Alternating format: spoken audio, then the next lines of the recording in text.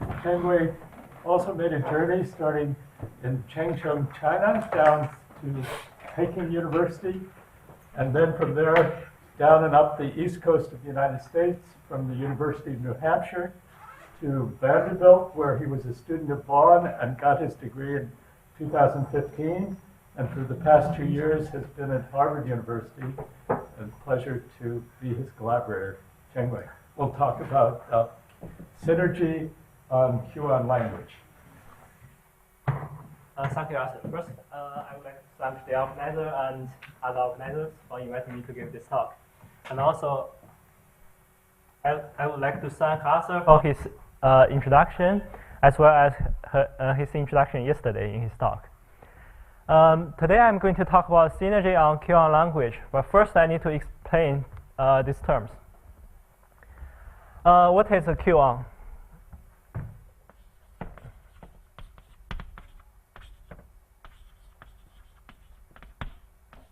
Okay. Well, from physics point of view, it's a pair of particles and antiparticle.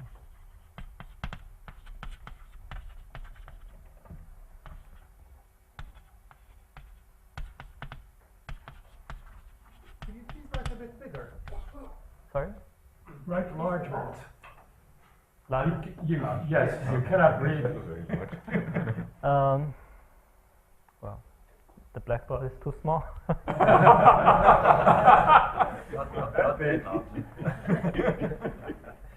Okay, it is a particle and antiparticle. And pictorially, as Arthur mentioned, we use the two lines with a charge minus I and I for particle and antiparticle. Okay. Well, that's one interpretation, and there are several other interpretations. The second one, which make more sense for this picture actually, and that is Kateff's interpretation in his famous TheFourier code.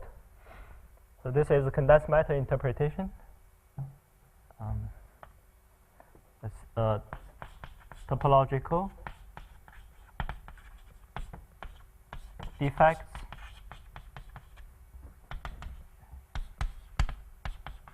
in Kateff's TheFourier code.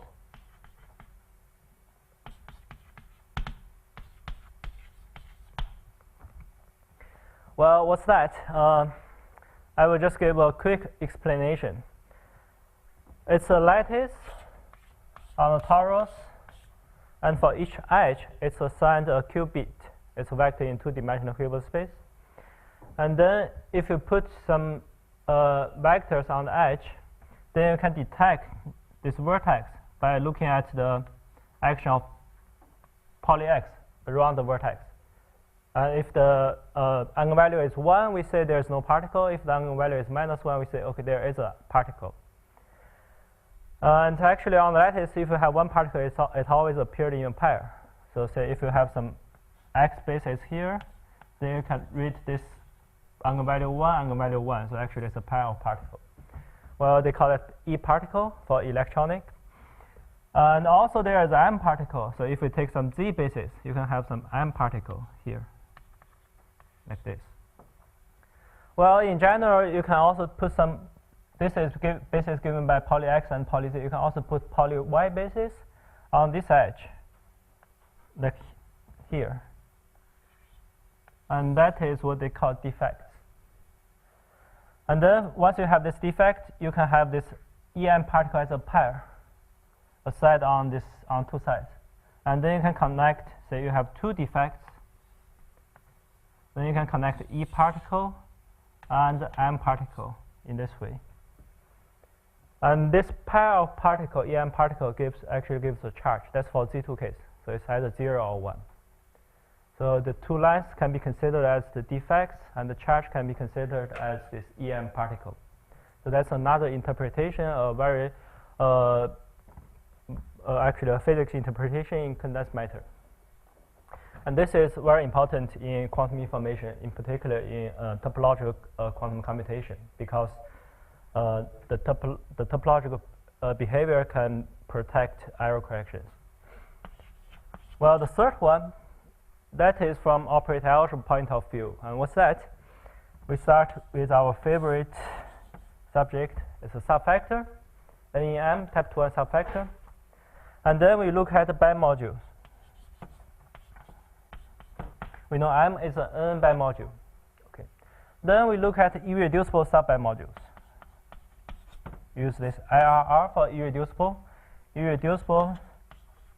subbimodules.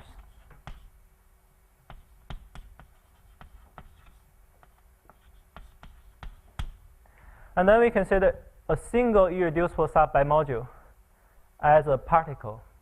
And in CFT framework, it's a sector.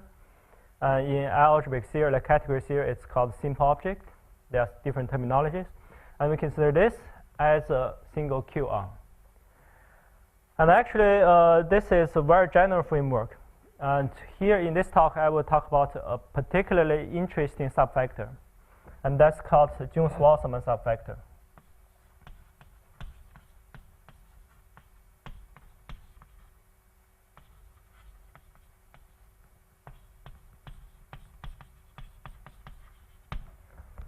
Well, what's that?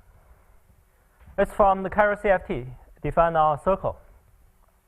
On a circle,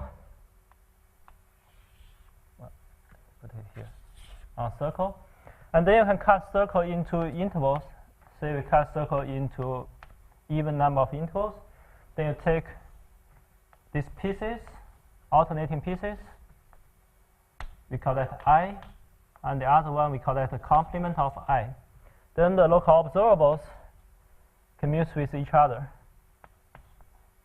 So you can really take inclusion from Li, the local observables, to the commutant of its complement. And this is called the Jones-Wasserman subfactor, and there are type 3-1 subfactors.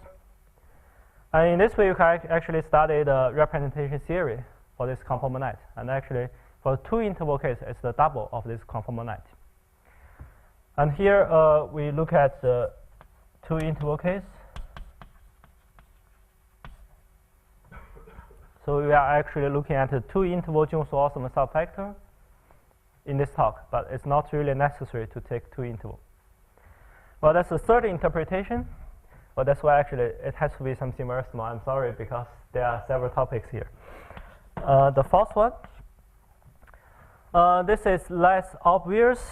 This is from the point of view in TQFT, topological quantum field theory. Well, they are given by some functors from cobordisms to vector spaces. And the vector spaces are defined on the boundaries. So the boundaries are given by two closed two manifolds. And in particular, if we take a torus, we can draw a non-contractible circle in the torus, labeled by some representation, say X, like representation of a quantum group in Chern-Simons theory. And then this defines a vector space for different representations, and they form an orthonormal basis of the vector space. And we can also consider this one as a single particle in some sense. And we can also consider that one as a single quon. But the translation is less obvious in this case. Well, this is like from different point of view, we get the interpretation of quon language. And actually, that's why we say this is synergy on quons, because it really involves ideas in different topics.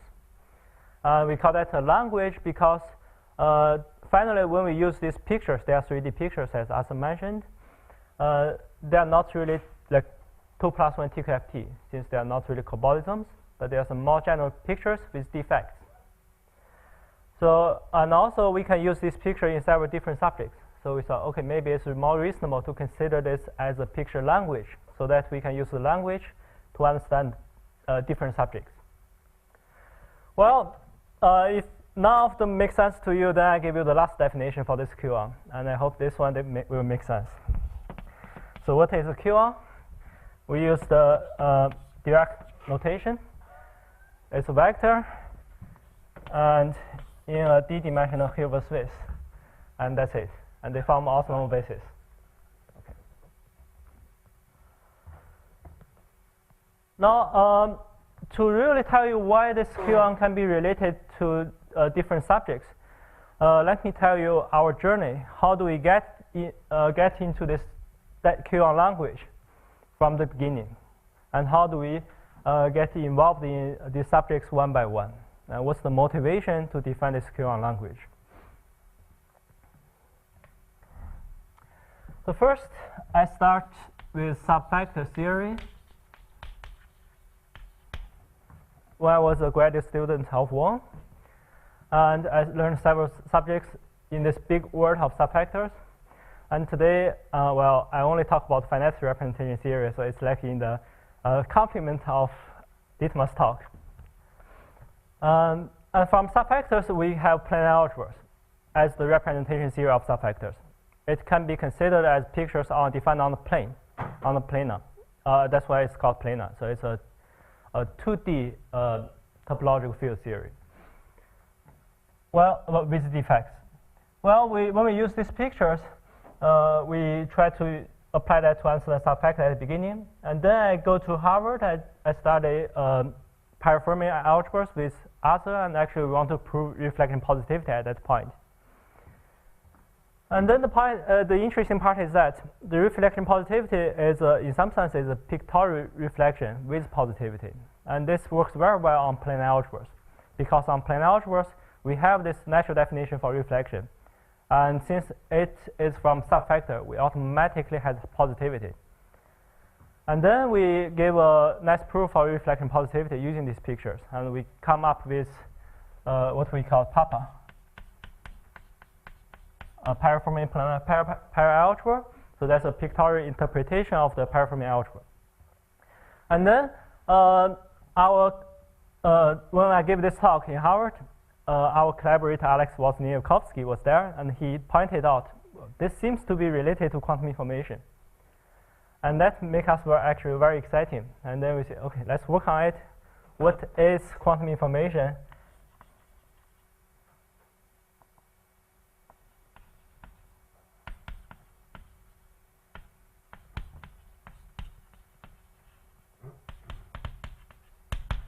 Well, at the beginning, I have no idea what is quantum information. To me, it's really like the notation here at the last line. It's just vectors in vector spaces and some transformations. And then we learn more and more, and we say, okay, this is really very good picture language to understand quantum information. So we use this model to simulate concepts in quantum information. It becomes very interesting. And then actually, when we do this simulation, we have two different models. As Arthur mentioned, we have 2 strings and 4 strings. I mean, in a sense, we use 2 strings to represent a single qubit transformation, or use 4 strings to represent a single qubit transformation. And at the beginning, the 2-string one is apparent. It seems more reasonable because of the Jordan-Wigner transformation. But later, we realize that there are many concepts that are very natural for the 4th string, like Kateff's map. Kateff's map means we write Pauli matrices in terms of as quadratic form of Majorana fermions. Well, then actually, and then we go to Zurich, and we finish our work on 2-string model, and we think about the 4-string model, and we talk with expert in quantum information, Daniel Loss, when we visit there. And it's very interesting. He is also considering the same question for the 4th-string case. And there is a big problem. There are some redundant parts in the vector space. And how do we get a redundant part? They are not quite reasonable. And so we get stuck for the 4th-string case. But there are observations that tell us this one should exist, but in some sense. And then we go to Germany. We go to Bonn and visit Hausdorff Institute and Max Planck Institute. And then the story becomes more interesting, since this is one project I'm working on, joint with Arthur and our collaborator, Alex Wozniakowski.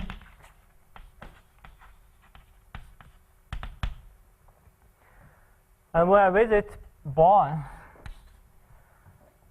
there's another project I'm very interested in. That's the reconstruction program from subfactor to conformal field theory. And this is a program proposed by Feng Xu, and we have some collaboration on this project, and I think he will give a talk here. And from this project, the point is that whether we can start with a subfactor and construct a conformalize. And actually, there is a very interesting subfactor that's called Hargroup subfactor. This has been constructed in an abstract way in subfactor theory, but there is no CFT related to that subfactor. So even for that special case, this is highly non-trivial. Well, for this reconstruction project, if it works, then that means the result in CFT should also work for many interesting subfactors. And when we look at the representation theory of CFT, it's actually a modular tensor category.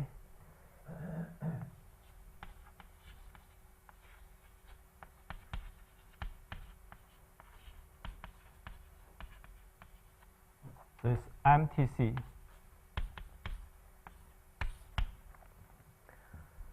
So the point is that we really want to construct the CFT from the representation category. So actually, we start with the modular tensor category. And if you want to go from subfactor to modular tensor category, you can simply take the double. They automatically get the modular tensor category. So we are actually working on this direction. And then the first topic we try to understand is actually this Jones-Waltham subfactor. There are very good properties for Jones-Waltham subfactor in the CFT framework. But for modular tensor categories, it's not that obvious how do we understand these properties. And there is a particularly interesting property that the Jones-Waltham subfactor is actually self-dual. And then we first try to prove this subfactor is actually self-dual. But not just for the CFT, actually it works for any modular tensor category. So we extend this framework from here to this more general theory. And it's not just self-dual, it's actually symmetric self-dual. That means the subfactor, usually the subfactor planar algebra has alternating shading because we have N by module, M by module for two shadings. Now when we leave the shading, it becomes actually highly non-trivial. But for the Jones-Waltham subfactor, in joint work with Feng Xu, we prove that we can lift the shading. So it becomes unshaded planar algebra. And the more interesting part is that when we consider this Jones-Waltham subfactor, there is a very interesting formula. That's for the object of the, say, M interval Jones-Waltham subfactor is defined by a Frobenius algebra in the representation theory. And the formula is given by this.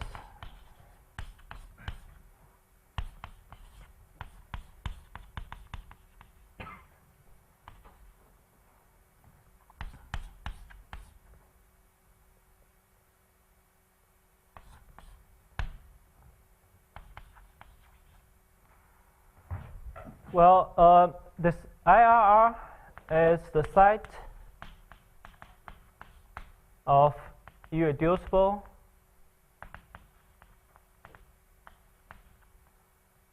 objects of modular tensor category C.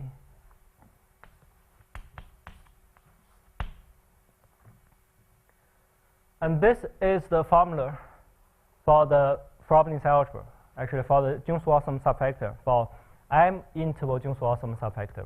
And this just means the tensor power of this irreducible object.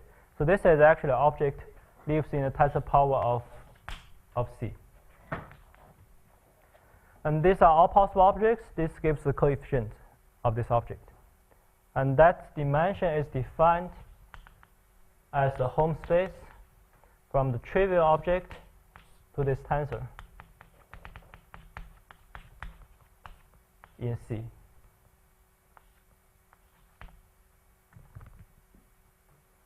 So that's the definition of this object. And it becomes very interesting because this is not the first time I saw this formula.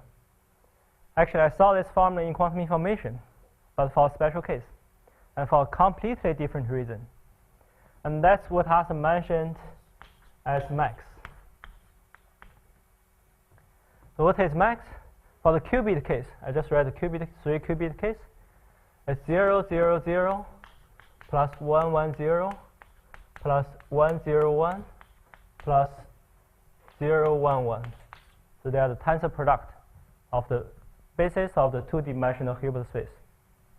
And the rule is that the sum of this label is 0 mod 2. It's in Z2. And then we can normalize this by a scalar.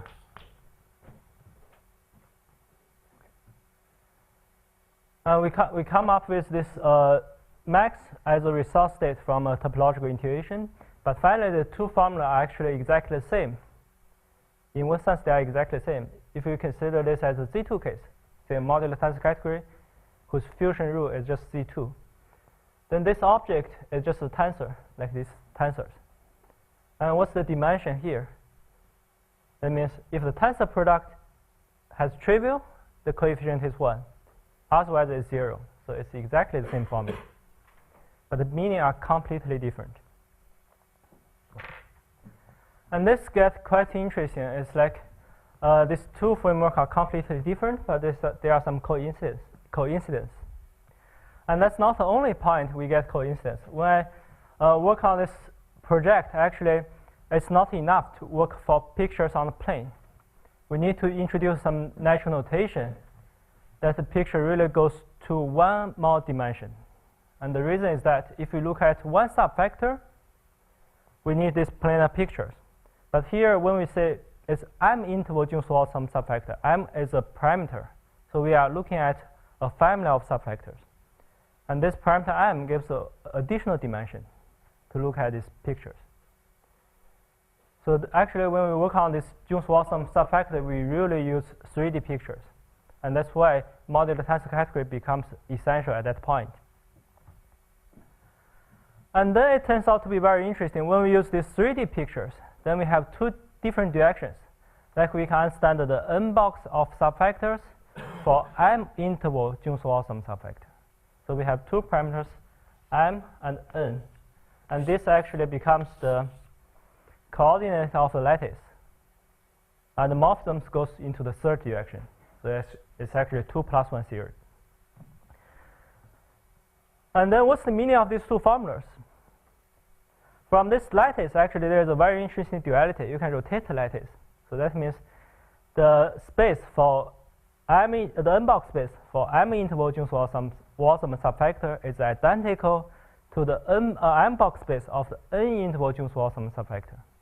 So that's what we call M-N duality,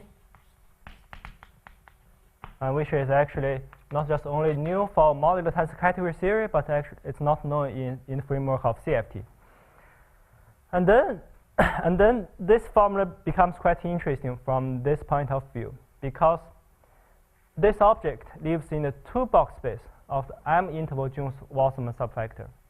And this formula lives in the n-box space of the 2 interval Jones-Wall sum subfactor. So if we take a parameter M equals 2, and then we take this duality, we get 1 to the other. So this M-N duality really implies this identification. And that gives identification from the two different worlds. And that also gives connection from the two different subjects. And also when we consider this, this part, this gives our this motivation. We actually need to look at pictures in the 3D space, not just 2D space. And then at the same time, there's another thing happened in Zurich. We received a manuscript from Bob Koka. Oh, sorry, in Bonn, right, in Germany, in Bonn. We received a manuscript from Bob Koka. And in that manuscript, I saw another interesting formula that's widely considered in tensor network, which was first introduced by Lafont. And what's that?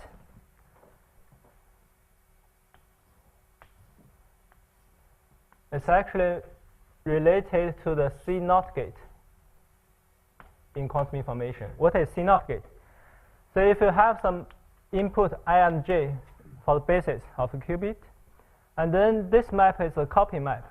then you get I here, I here.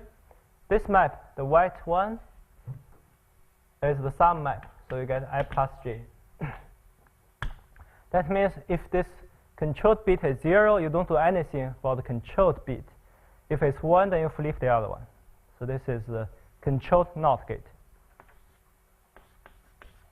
and also called Feynman gate. And from this part in tensor network, people really consider this as a composition of two simple tensors.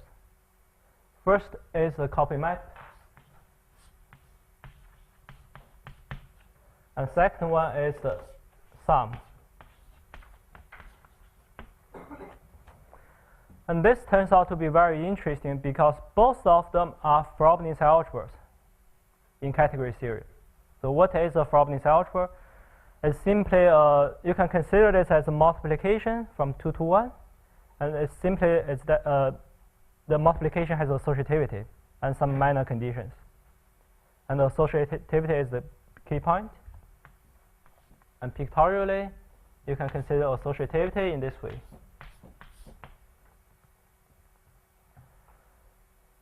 Okay.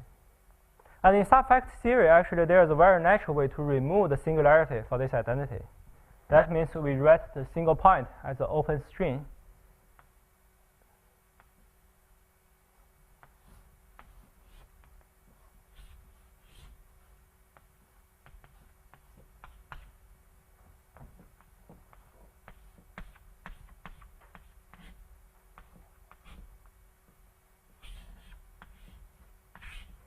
Well, then this identity becomes topological isotopy. And this is a very usual trick we use in subfactor theory, that we decompose one string into two strings. And as bimodules, that means we decompose the M as n bimodule to an n bimodule and mn bimodule. Well, there's another way to do that. We can also use closed strings in this sense.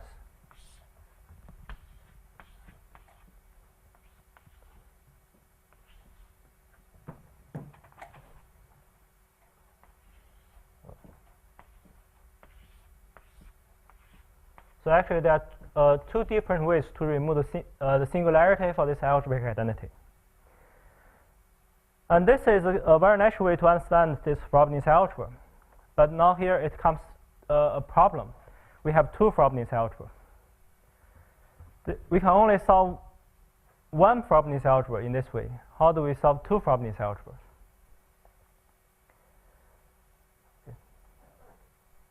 And that gets my attention, and then we come back to this story. Here, we learned the lesson. Why not extend pictures from 2D to 3D? Right. And those pictures are always on 2D. So on 2D, we have one direction to rewrite the picture. Like we fetch the line to a framed link, and then we can remove singularity. Now, if we want two Frobenius algebra, why not do that in 3D? We fetch the line by a cylinder, as a cylinder. Then we have two different directions to define this Frobenius algebra. And they are related by a 90-degree rotation in the 3 dimension.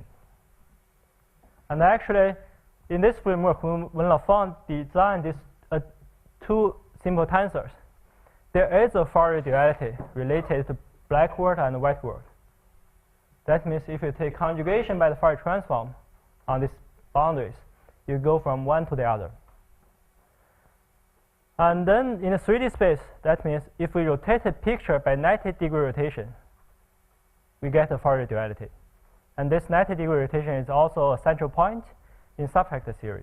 But originally, we look at that on plane. Now it becomes more intuitive by looking at that on in the 3D space.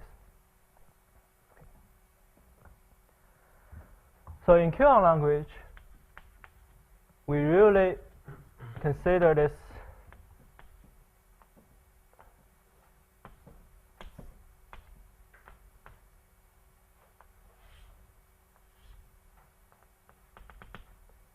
as a picture in the 3D space.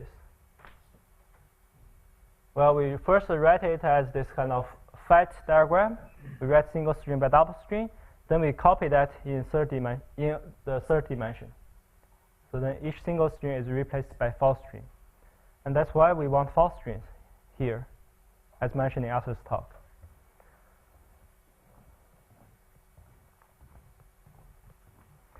And then it becomes very interesting if we extend the single string to false strings. It works very well. But still, we didn't solve the problem. We already use false string in quantum information, but we realized that the vector space is redundant. There are some extra things in the vector space. So it still doesn't work very well. And actually, when we check the relation for the two Frobenius algebras in the work of Lafont, all the relations are satisfied except one relation. It's still not really good. And that's actually a half algebra relation. So you can really consider two multiplication as the usual multiplication and the co-multiplication, or convolution. And then we know the co-multiplication is an algebraic homomorphism. And that means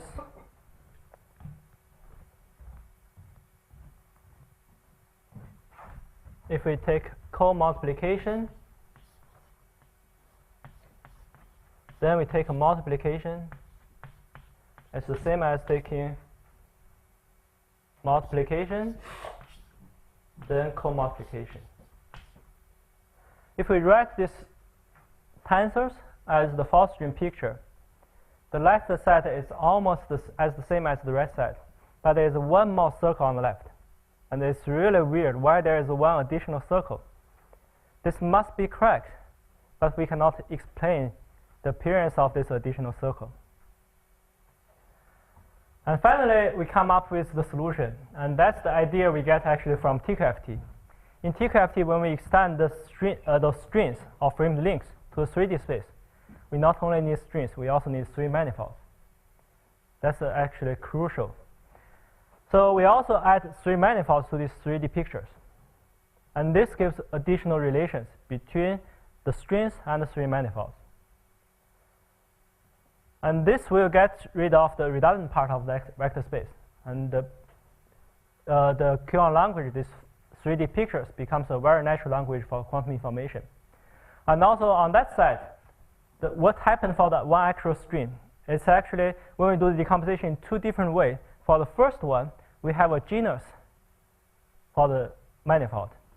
And for the second one, we don't have the genus. And the circle is really around the genus. So then we come up with this relation for half algebra. That if we have a genus that's surrounded by the circle, we can remove them. And actually from that, we can recover resulting subfactor theory that a depth 2 subfactor is exactly a C-star half algebra. And all the relations becomes topological as topic. So finally, we come up with this picture language, that's what we call quon language. And they are essentially given by these 3D pictures, including strings and 3 manifolds. Do you mean 3 manifolds or 2-dimensional surfaces embedded into 3-dimensional space? Actually, they are really 3 manifolds. Yeah.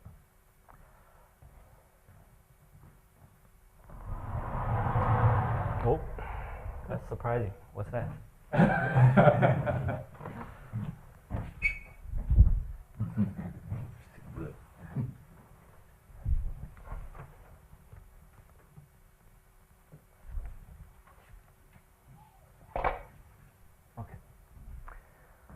So, if we want to use this quon language?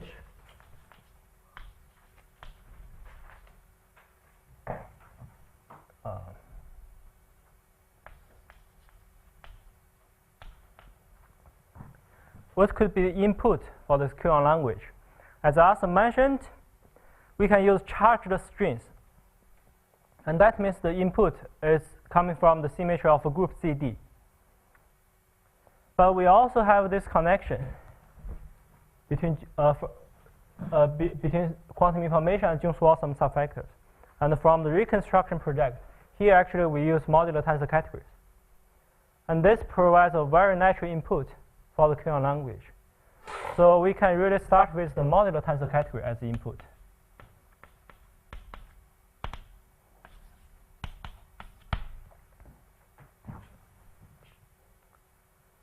And then we go to the Jones-Wassermann subfactor. Well, here we need a recent theorem joined with Feng-Xu that we can construct the Jones-Wassermann subfactor for arbitrary modular tensor category. And moreover, from the subfactor we get a planar algebra.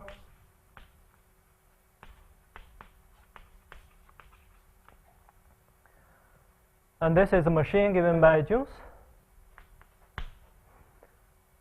And actually here we not only get a planar algebra, we actually get an unshaded planar algebra.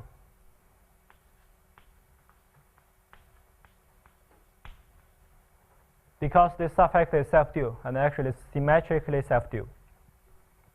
Now from the planar algebra, we can further extend the picture from the 2D to 3D. So what we can call a surface algebra. And this requires another theorem. And that means we can really not just only on the plane, but really on the surface. And actually this is necessary for quantum information. Why? On planar algebras, we have planar tangles. They have multiple inputs, but one output. So if we consider that as a transformation, it's from m to 1. But in quantum information, we need m inputs and m outputs. So that means we have m input disks and m output disks. Now when we do the composition, we automatically have genus for the surfaces.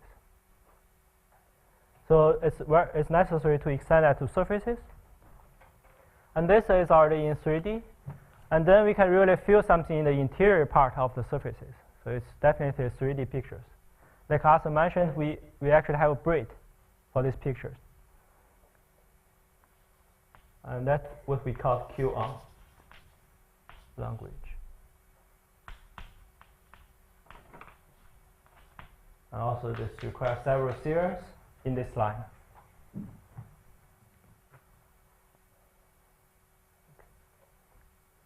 Now, once we have this big framework, we want to do the other side. So we get ideas from several different subjects, and actually they fit into different parts of this language. Now, if we say we use this quon language and go backwards, we try to understand the subjects. What do we have? So actually, we can go from one to the other. Then we get non-trivial results in that way. So that's the applications. And here, I want to mention one theorem that said if we take surface tangles,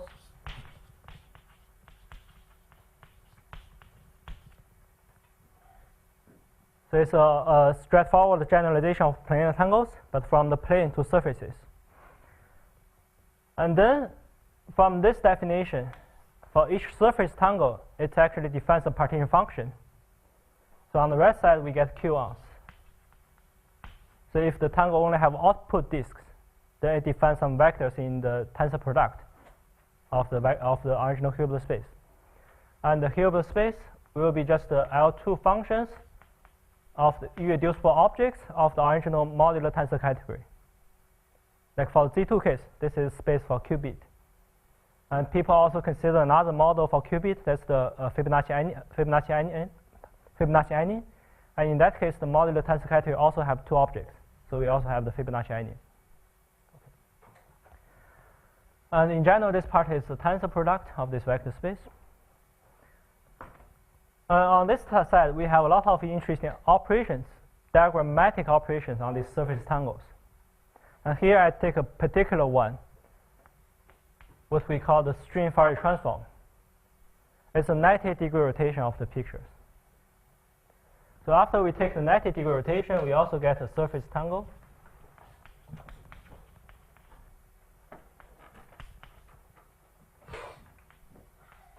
And on the left side, we also get quons. And then in joint work with Feng-Xu, we prove that for one quon case, that this diagrammatic transformation, 90-degree rotation, is a very interesting transformation in the modular tensor category. And actually, it's the modular transformation S. which has also been considered as a Fourier transform in a quite different way. So now we have a completely new point of view to understand this modular transformation S. And this leads to a lot of interesting applications, and actually many results related to this S matrix becomes apparent in this framework. Almost all proofs are just one line.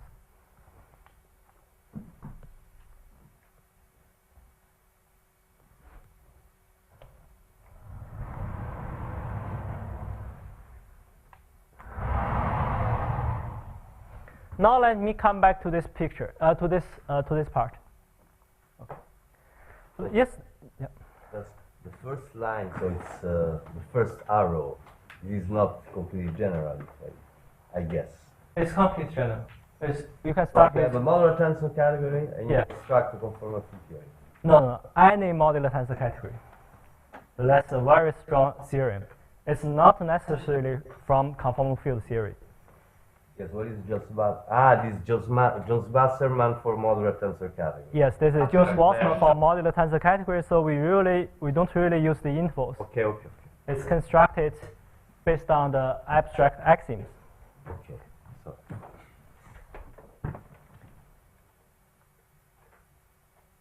Okay.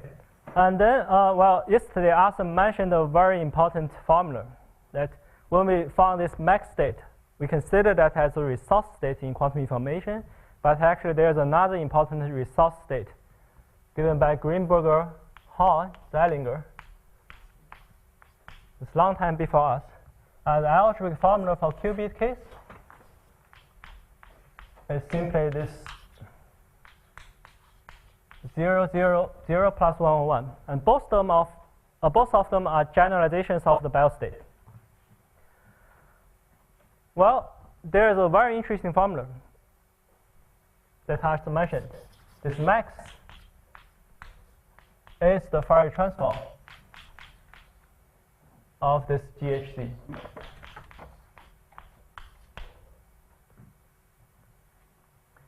So that's the two resource states are actually unitary equivalent. Now let's see what happened. This is for the qubit case.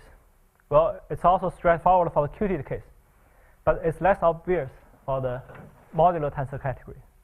So now we extend all these concepts in quantum information from this qubit case to modular tensor categories. So this is a new big framework that we can study. And then this duality leads to a very interesting result for modular tensor categories.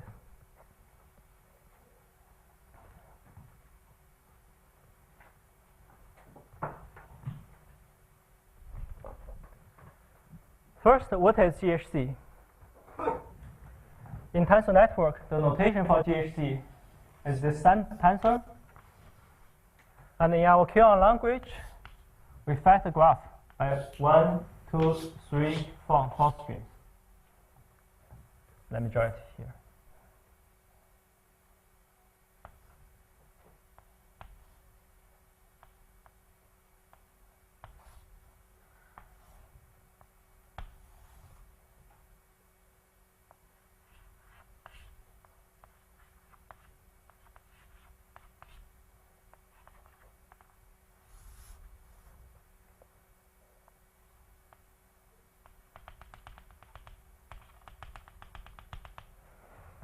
So those are the 4 strings.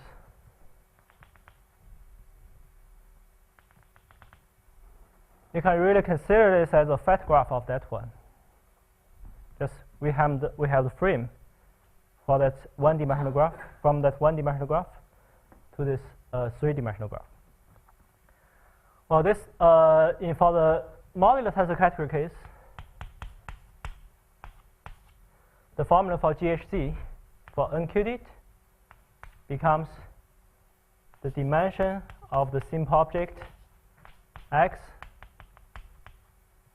in the for the irreducible sum over all irreducible objects, and to the power is 2 minus n, and this is just x times x as a straightforward generalization of this algebraic formula. And for that case, the dimension is 1. And then what is max? Now it's sum over all vector x in the tensor power. Well, here it becomes very interesting because there's a dimension of x, as we mentioned previously. Oh, I just used that. This becomes a dimension of x. And what's the meaning of this Fourier duality? That means we can rewrite the dimension of x as these quantum dimensions as well as S matrix. And that formula has a name. That's the Verlinde formula.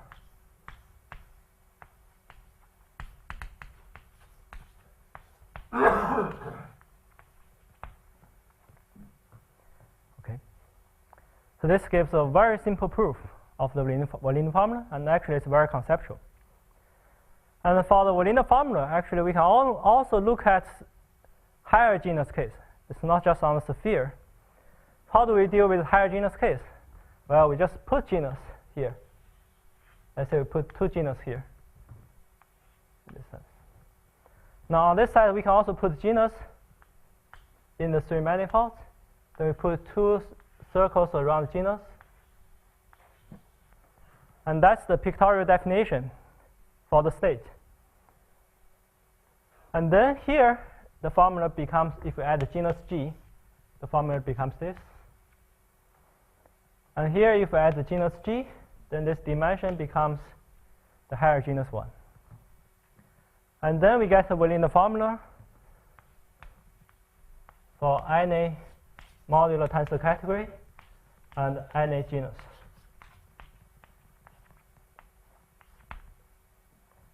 Sorry. Yeah. For those of us who aren't used to thinking in this language, can you can you relate the objects you're writing down to the usual way? At least I understand the Verlinde formula has something to do with quantum dimensions and things like that. So is the D? Yeah, I will write that. I will write Okay, that. good. And what's that? That is the dimension of this one. Actually, here there is a coefficient. It's delta to the 2 minus n minus 2g. Well, delta is just the value of the circle. That's the square root of Jones index. Where the Jones index is the global dimension of the modular tensor category.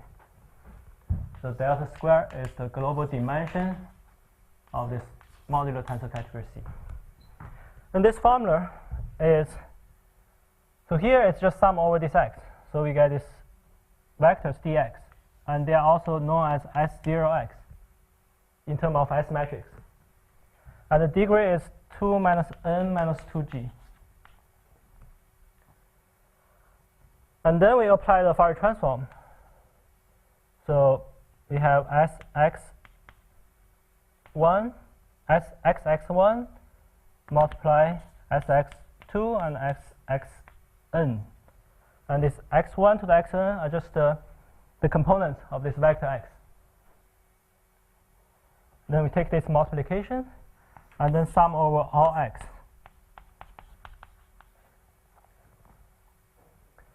And that was the original formula for the higher genus Verlinde formula. And first proved by Ma and Seibberger. More the formula concerns characters. It is a Verlinde formula. Yeah. This is Verlinde formula for fusions. Yeah, but the Verlinde formula concerns characters. Mm-hmm. This concerns a modular tensor category, so it's the version given by Rehn for the Verlinde formula, isn't it? So here I mean the Verlinde formula for, well, there are different.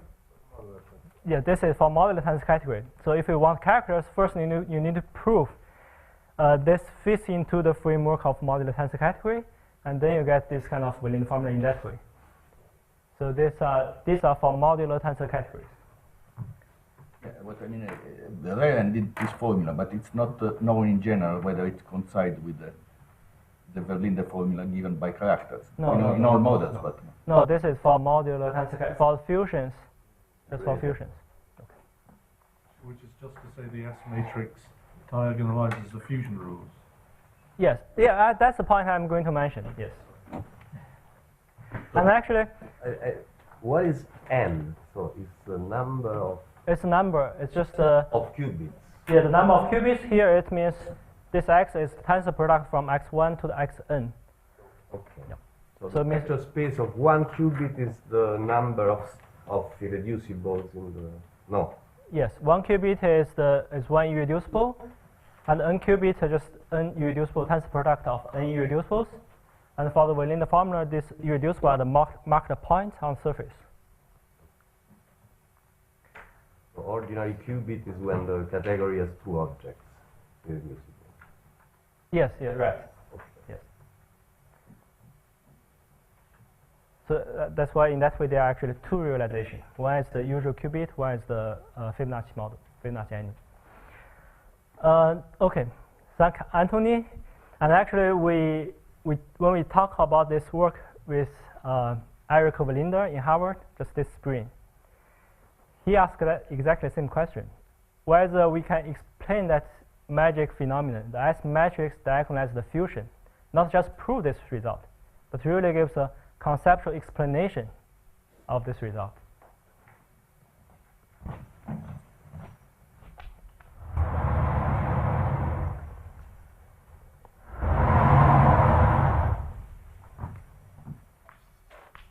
So why this modular transformation S diagonalizes the fusion?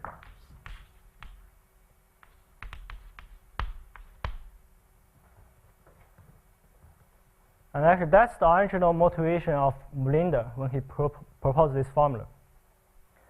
Now here we give the answer, a very conceptual answer, using our quon language.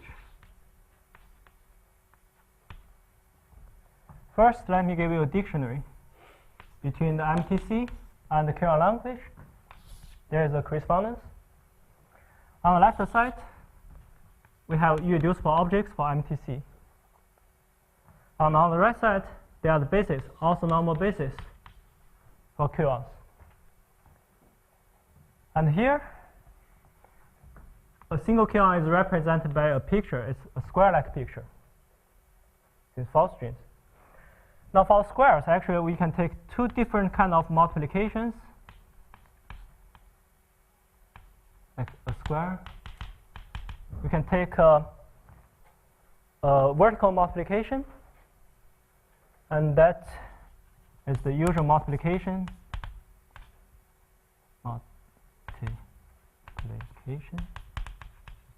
And this can really be considered as the L2 space. So this is the usual multiplication, and on the left side, that's also the usual multiplication.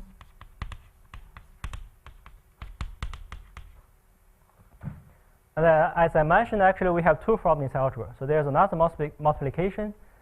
And if we use the square-like picture, it's apparent what's the second choice. So we can take this horizontal multiplication, which is actually a convolution.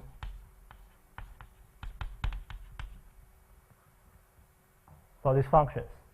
And what happened for modular tensor category?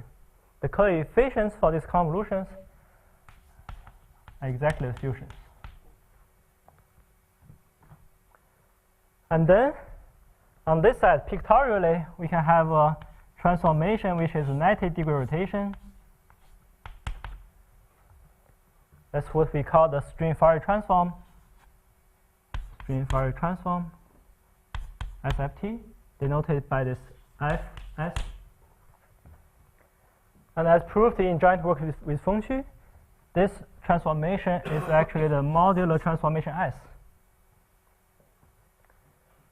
So now let's give an explanation for this within the formula.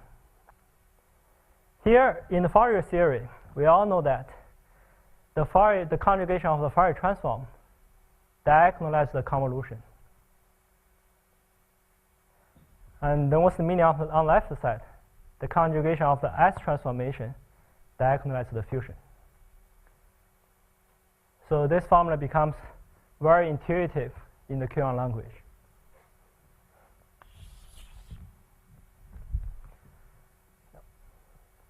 And then Verlinder becomes very happy about this interpretation.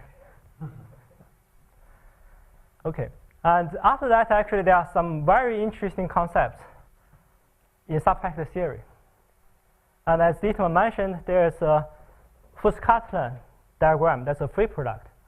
And if you take free product of the two pictures in this way, this is usually called a biprojection, like this picture. It's kind of a composition of identity and the Jones projection. It's a projection in two different directions. Now, biprojection corresponding to intermediate subfactors in subfactor theory. So that means if we take a subset of this irreducible objects, then we can define a projection PK. So say if we take subset in the set of irreducible objects, then we have a projection on vector space. And if K is closed under tensor or under convolution, then based on my result, this has to be a biprojection.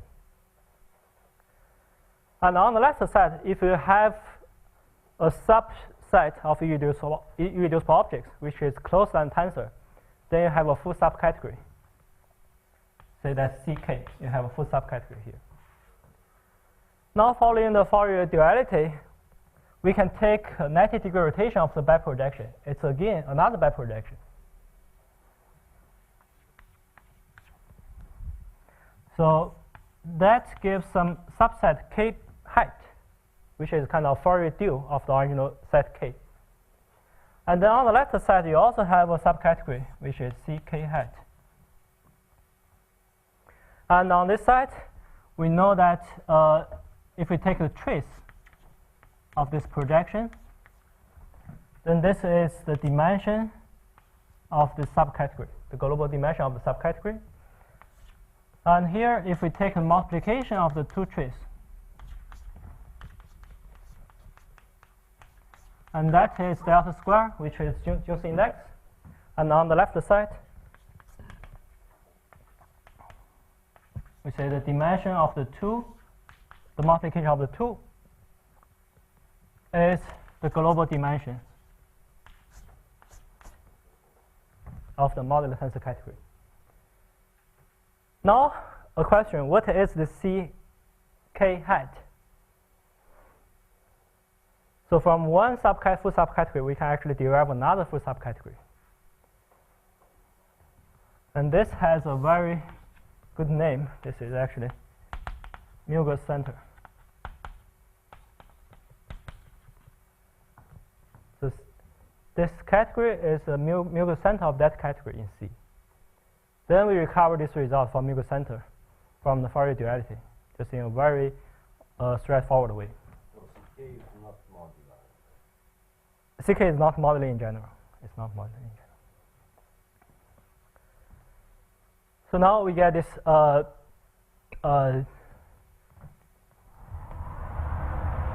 like dictionary that we can understand this Fourier duality on one quon space.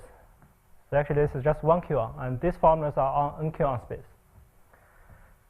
Now, so far, what I'm talking about are almost topology or algebra or some physics concepts, but here it's a workshop for operator algebras. And there is a very important property that is not discussed here. That's a positivity. And we are all interested in operator algebras. Positivity is crucial. And what's the consequence of positivity? If we add positivity, then we can actually have analysis. And nobody talk about analysis on these subjects. So once we add positivity,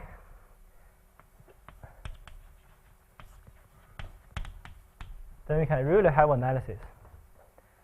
And actually here we have this Fourier duality.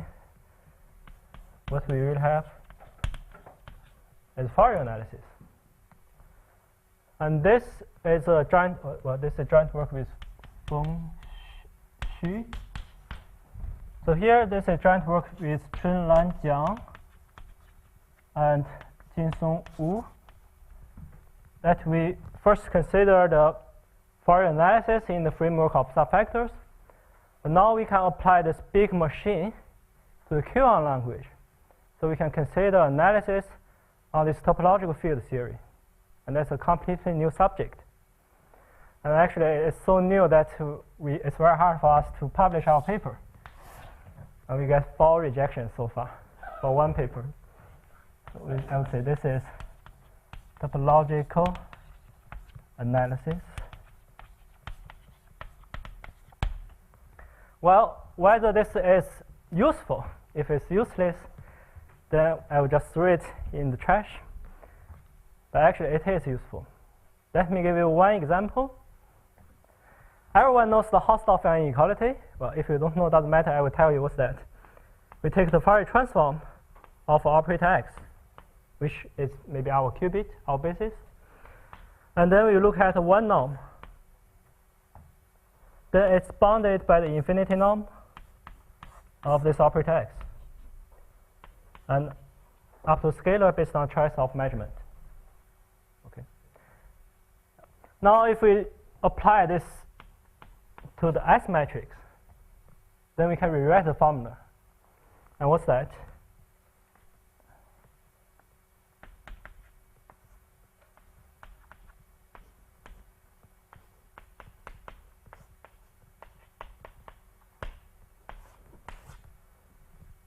So we get the inequality for S matrix. And this is a very important inequality in the study of modular tensor categories. And actually, the identification of the CK hat and the Mugel center is based on this inequality. And this is just the application of one inequality in Fourier analysis. And we have a lot of interesting inequalities. And none of them has been applied to the study of modular tensor categories.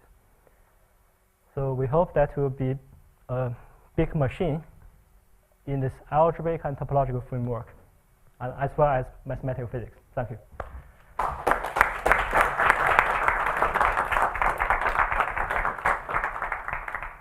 Questions? Paul?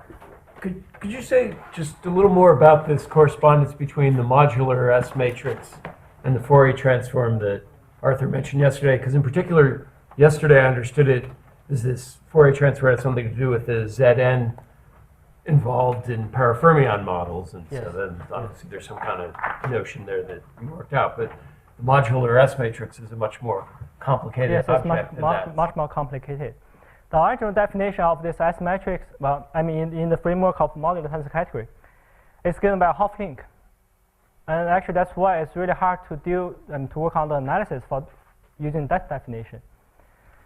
And that's how it's related to this language in TQFT. So here we take a vector as a circle in the torus.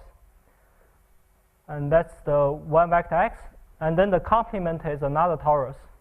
And then we put a circle y in the other torus. And the union becomes the sphere S3. And then we have two circles in the three manifold S3. That's the Hopf link. And that defines the S matrix. Well, it's not that obvious that S matrix is exactly this Fourier transform. And actually, that's proved in joint work with Feng Xu. I will give you a picture for that. And put it here. We really understand this S matrix in another way. We draw a picture like this.